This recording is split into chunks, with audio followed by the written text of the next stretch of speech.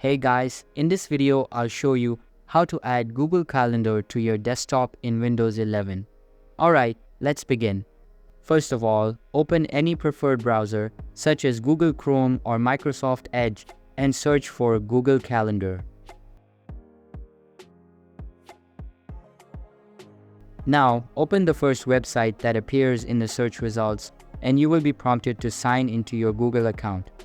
After signing in, your Google Calendar will be displayed on your screen. In order to add it to your desktop, click on the three dots icon at the top right corner and a drop-down menu will open up. Inside this menu, navigate to the Save and Share feature and then select Create Shortcut. Now, checkmark the statement that says Open as Windows and click on the Create button. If you go to your desktop homepage, you will be able to access Google Calendar easily with just a double click on the shortcut icon. So that's basically how you can add Google Calendar to your desktop in Windows 11. And that's it for this video.